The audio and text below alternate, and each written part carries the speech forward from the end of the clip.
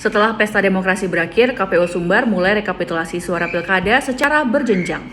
Komisi Pemilihan Umum Sumbar memulai tahapan rekapitulasi suara pemilihan kepala daerah Sumbar tahun 2024 secara berjenjang. Rekapitulasi suara dimulai setelah pelaksanaan pemungutan suara pada Rabu 27 November 2024. Komisioner KPU Sumbar, Ori Satifah Syakban, memberi keterangan bahwa pelaksanaan pemungutan dan perhitungan suara di seluruh wilayah Sumbar berlangsung tanpa kendala berarti. Tahap rekapitulasi dimulai pada Kamis 28 November 2024 di tingkat panitia pemilihan kecamatan. Sebelum rekapitulasi dilakukan, PPK wajib mengundang saksi pasangan calon, pengawas dari Badan Pengawas Pemilu, serta pihak-pihak terkait lainnya seperti Forkopimcam. Rekapitulasi tingkat PPK berlangsung paling lama hingga 3 Desember 2024, kemudian lanjut di tingkat KPU Kabupaten atau Kota pada 29 November hingga 6 Desember. Rekapitulasi terakhir di tingkat provinsi setelah seluruh kabupaten atau kota menyelesaikan tahapannya. Adapun hasil perhitungan suara dapat diakses melalui portal Pilkada 2024 di website resmi KPU. Ori Satifah juga menghimbau masyarakat untuk sabar menunggu hasil resmi Pilkada 2024. Hasil resmi akan diumumkan setelah rekapitulasi selesai di tingkat KPU Kabupaten atau Kota dan juga provinsi.